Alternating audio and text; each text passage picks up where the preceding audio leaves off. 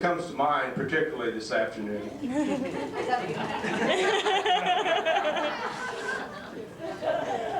And of course, that's our favorite Aunt Norma. You know, her family wanted to have a nice party for her, and she says, "No, you ain't gonna do it," and all of this kind of thing. But just the fact of the matter is, you know, we all love her to death, and we all wish her the very longest and the very happiest retirement that she can have, because she's deserved it, she's earned it. I said it, and I'm proud. If you're mad, then you're mad. But she does deserve it.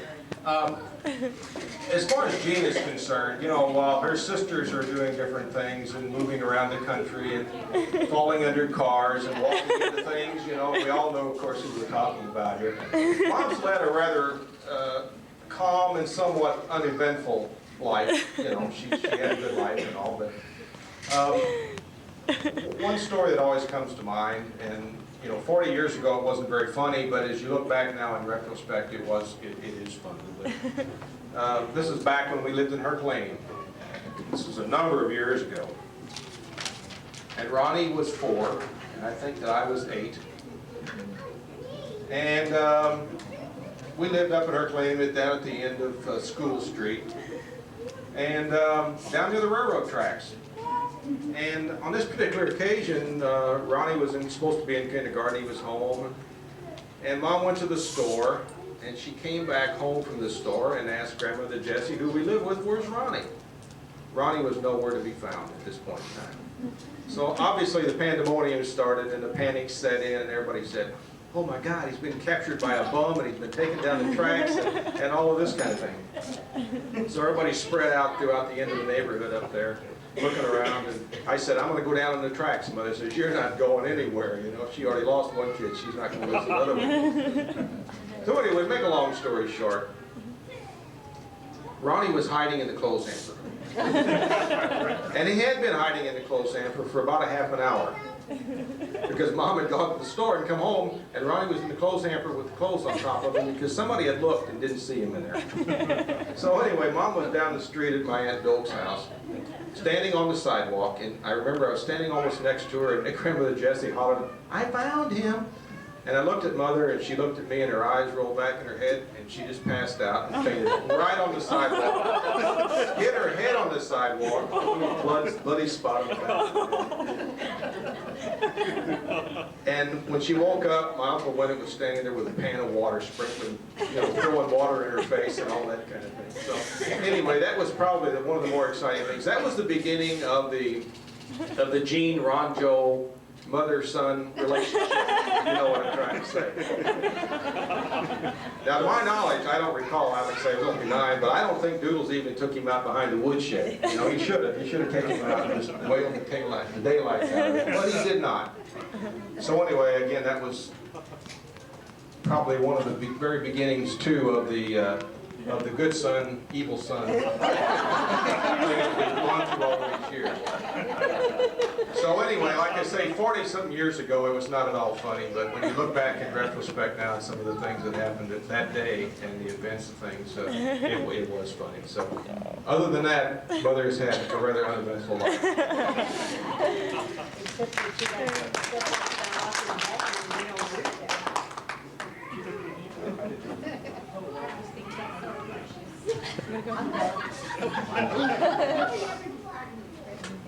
Except when Jeannie got locked in another bathroom over at Ruth Martin's house. Somebody had to rescue her that time. But when she got caught in that little stall on our trip, and she had to squiggle out from under it on her belly, you know what she said to me and Polly? "Well, you girls would never have been able to crawl out of there because you would have been too fat."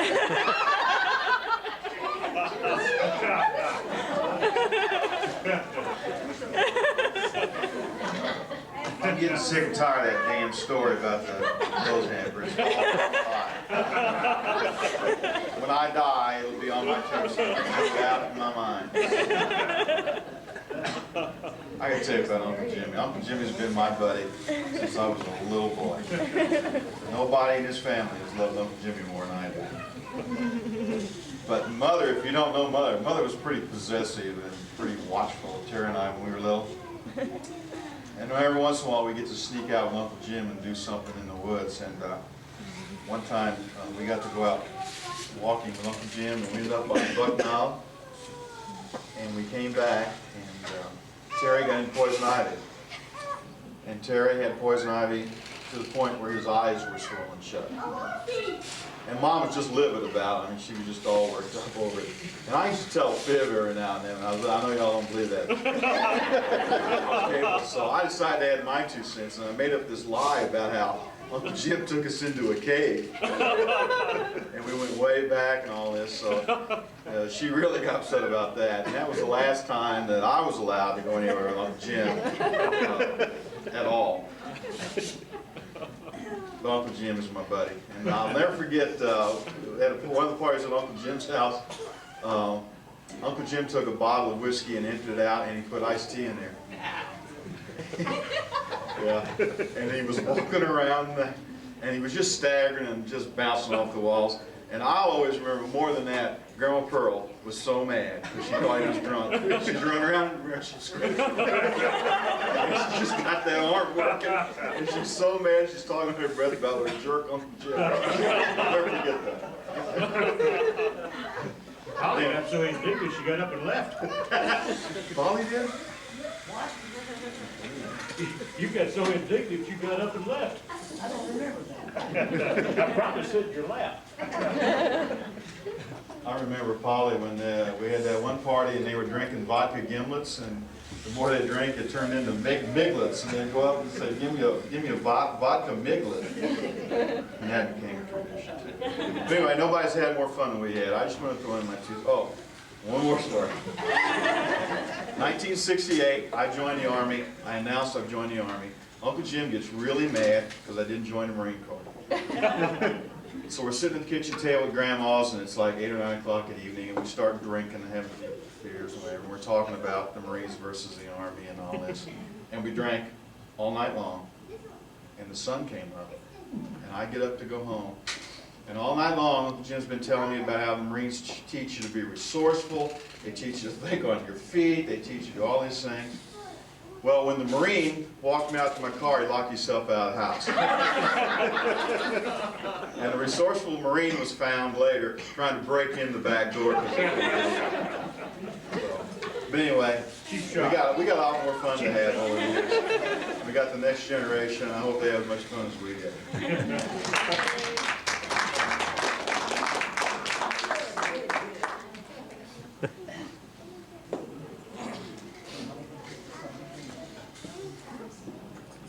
Okay, now it's time to pick on Aunt Dorothy a little bit. First of all, I have a letter here I brought with me from Kansas City. It's a letter from the Jones store, if anybody's ever heard of that. And it's a letter begging you to come back to Kansas City.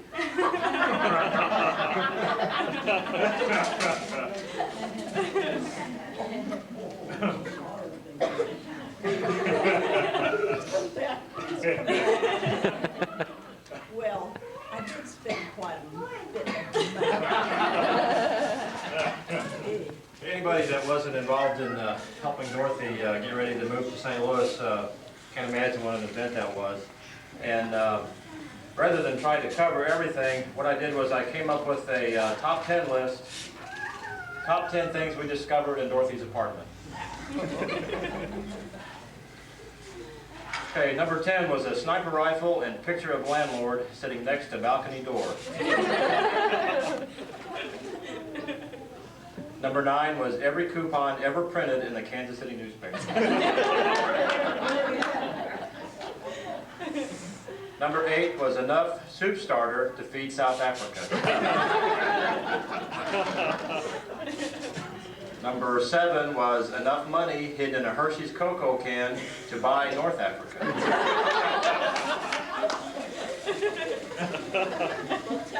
And a little story about that one. Periodically we would go over to Dorothy's apartment and check the refrigerator and take out anything that was going to spoil or had spoiled, and we never noticed this little can of Hershey's cocoa in the bottom of the refrigerator. And all this time, it was full of money and nobody knew anything about it. Okay, number 6, the world's largest known collection of antique twist ties, rubber bands, and paper clips.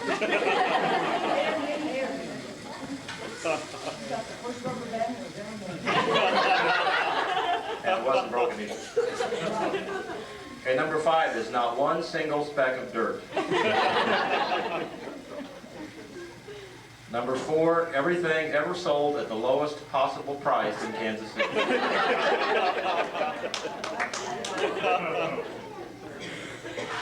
Number 3 is more pairs of shoes than Imelda Marcos. 40-something years. Number 2 is enough empty Jones Store plastic bags to rebuild the Hindenburg.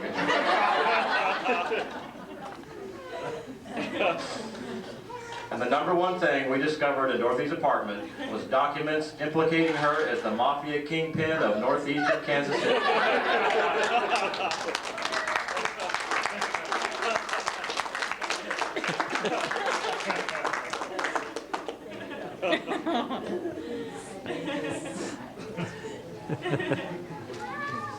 Okay, since I was in the mood to make top 10 lists, I made another one, and I'm going to switch gears to Mom this time.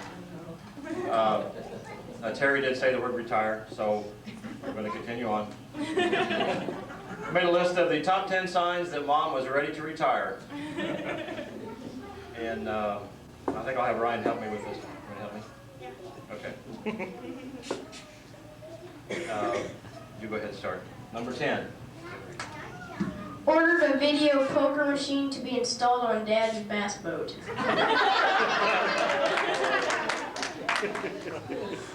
Okay. Number 9. Can't remember exactly which kids he liked best, and now just doesn't like any of them.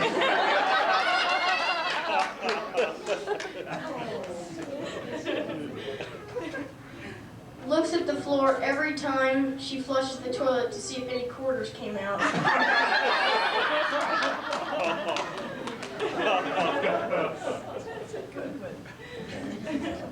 Number 7, tries to take out her dentures every night and then remembers that she doesn't wear dentures. Wants to be paid entirely in gambling tokens. Number 5, can't figure out why the lights automatically turn on every time she opens the closet door and doesn't realize that she's putting her shoes in the refrigerator. Can't remember the main ingredient in carrot cake. Number 3, can't understand how Dad can accuse her of having Alzheimer's when she just met him today.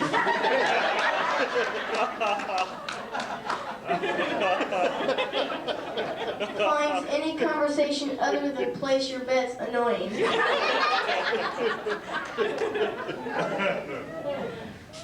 Okay, the number 1 sign that Mom was ready to retire, doesn't realize that the nice young man always giving her free stuff at that convenience store in DeSoto is her son Jimmy Joe.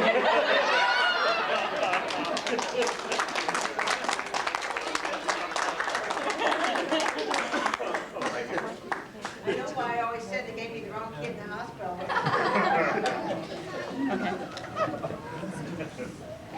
Okay, and I think Jimmy and Karen had a little something from Mom. Karen's supposed to be there.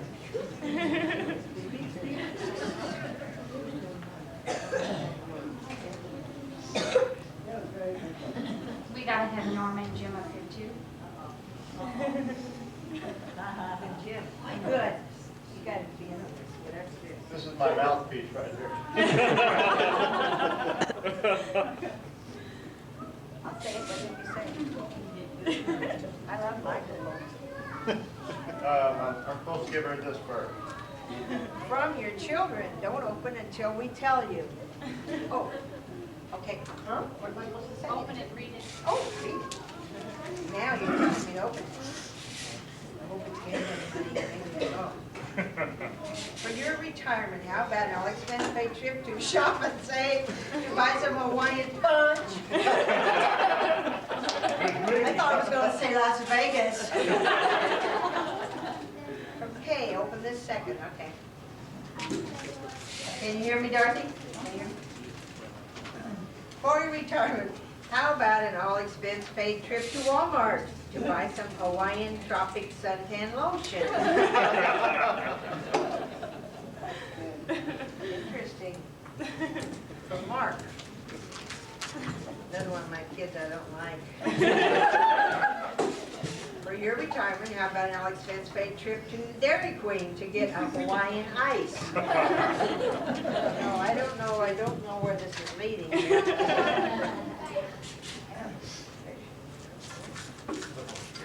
From Mike, yeah.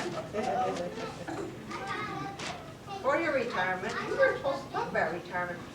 How about an all-expense paid trip to the movies to see the newly released documentary Magnum P.I.?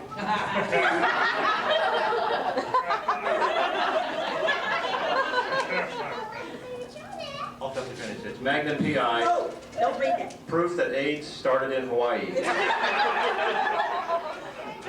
They're all jealous, that's why they say that.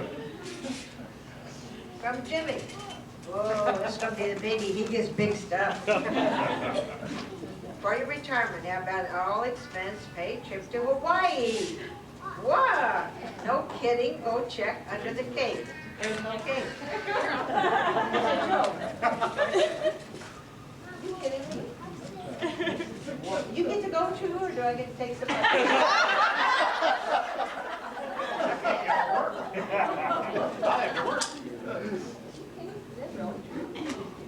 They're bringing you something. Where's the cake? There it is. Yeah, they got something right up there on the table. We're gonna do the cake.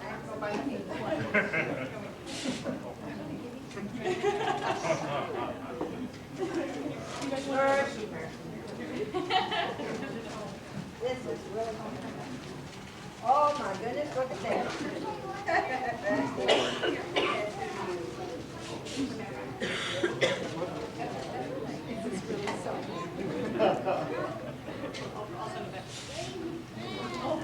You're okay, Laura.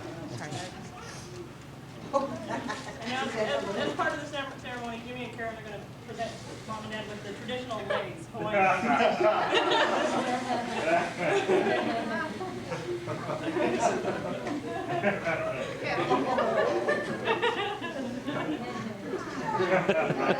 Hey, this is in case Dad decides to take a shortcut and we run out of food.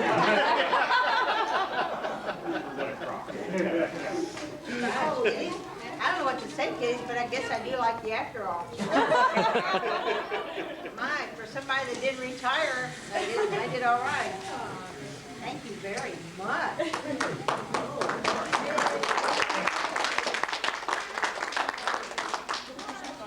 That's wonderful. Don't forget to write.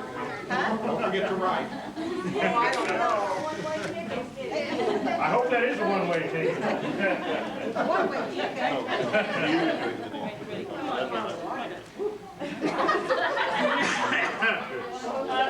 We have a little entertainment to end the program today, so it'll be just a second for us to get set up. Right, Mark? And as we do end, I think we should give a big round of applause to Carrie, first of all, for making this as all of our other family gatherings, so special.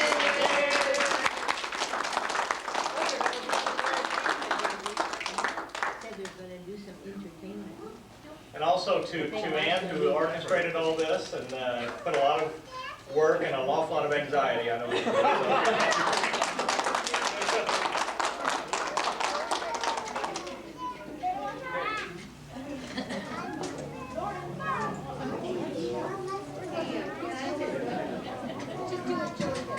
There's also food.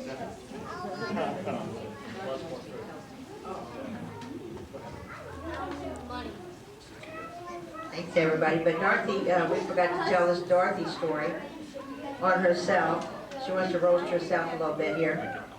The other night, usually every evening, Dorothy will sleep in the chair quite soundly for several hours and doesn't want to wake up. So when I went to bed the other night, I said, well, Jim, Dorothy's sleeping so sound, you just take her to bed whenever you go to bed. So the next morning I went in there to her room. She was sitting in bed just laughing, laughing, laughing.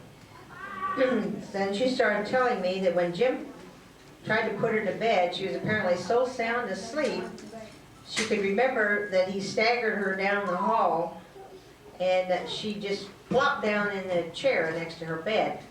Well, apparently she just fell asleep again. And when she woke up, she said she was headbutting this big belly. And he was patting her on the shoulder. And finally, I think she said he must have just got me up and flung me into bed, because I don't remember another thing until the next morning when it dawned on her she would like to have a picture of this headbutt. And then he complained of his stomach hurting all day the next day. So when it was time for her to go to bed the next night, he ties this big cookie sheet around his stomach and goes in and says, "Okay, Dorothy, it's time for bed."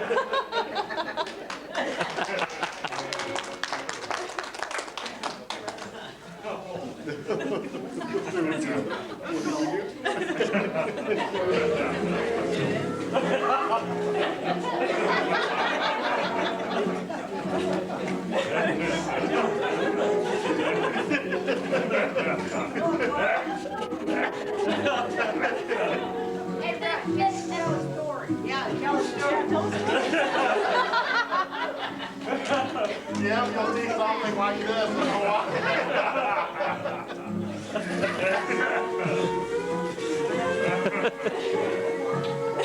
Russell's good at hula lessons. He should know how to do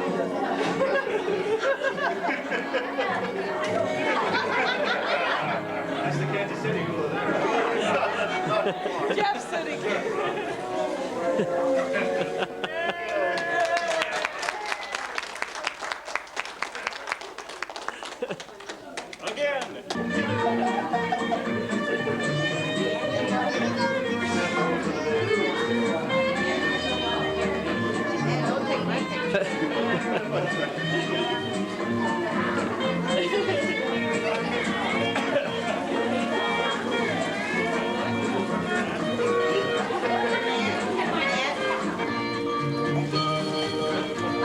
All my kitties, and it's wonderful. I can't believe this. Wonderful, wonderful.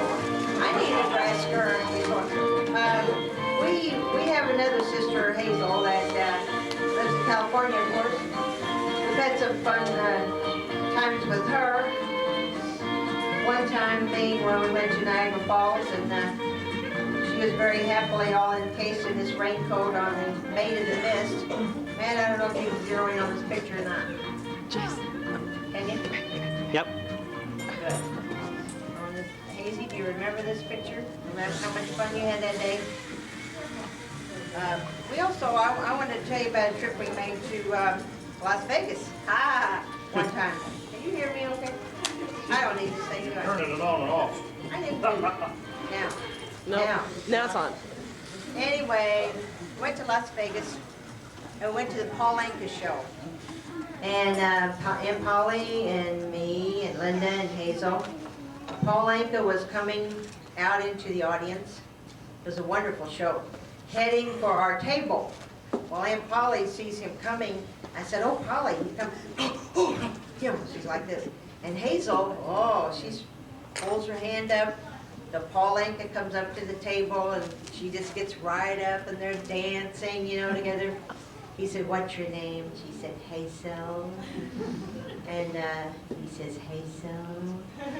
And Polly was just going berserk, afraid he might take her next, But that was kind of really a fun time that we had. What?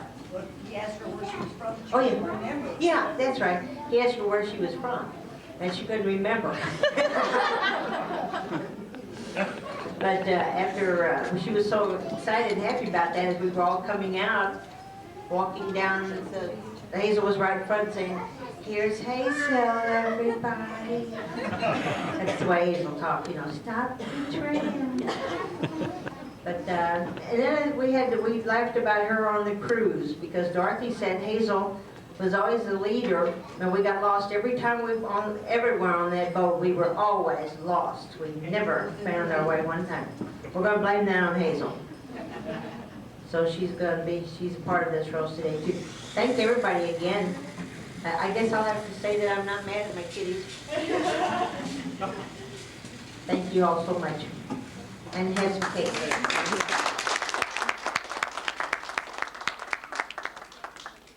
Last but not least, Sam, how about that pumpkin pie joke? Yeah, I want to say, I don't think everybody's heard your pumpkin pie joke. That'd be a wonderful way to conclude this. I think so. All yours, Sam. I'm sorry, Dan. This is Norma's not retirement cake.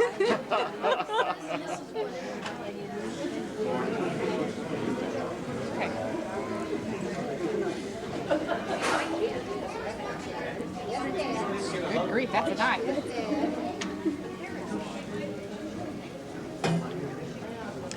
Ken, any way to, Got enough light? I think so. We'll find out. Whoops, wait me just a minute, honey. Scoot over this way. There you go. Enough? Okay, that sounds good. That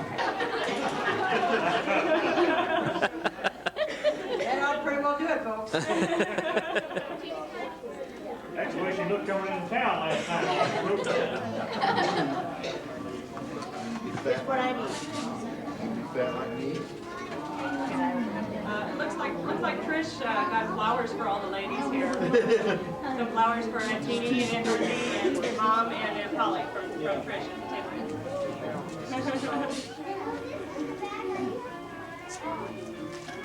Oh boy, I don't know what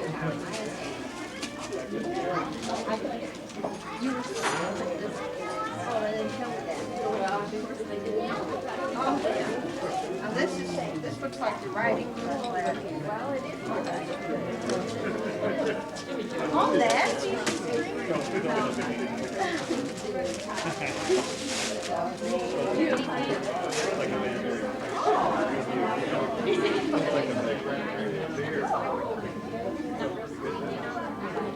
I'm so glad to have you here.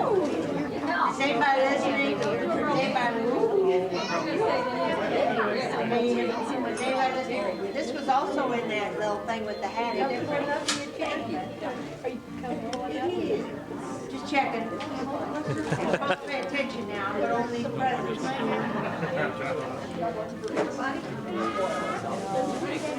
Hey, this thing don't do. Let it go. That makes me cranky. Yes, it was.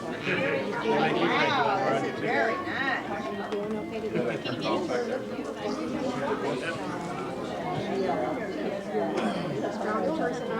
She knows you pretty well. Thank you.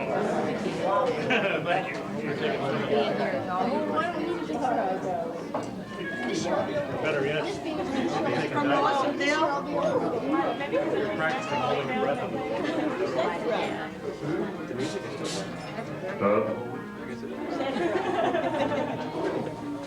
Thank you, Lawsonville.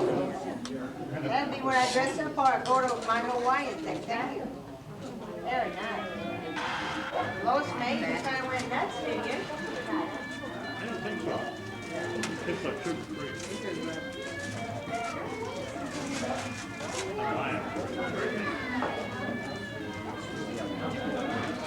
Oh, that's to put around a soda can. Aloha.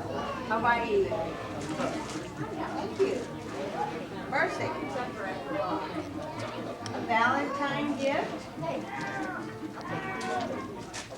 Are you paying attention? I'm opening presents. Ronnie's not paying attention. He's looking around to see if there's anybody going to rob the place.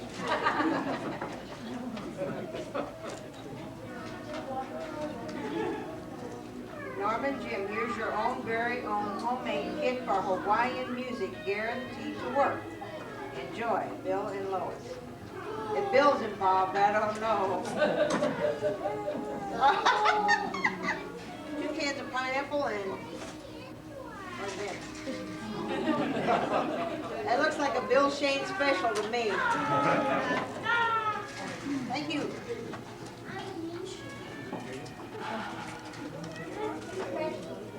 Merry Christmas.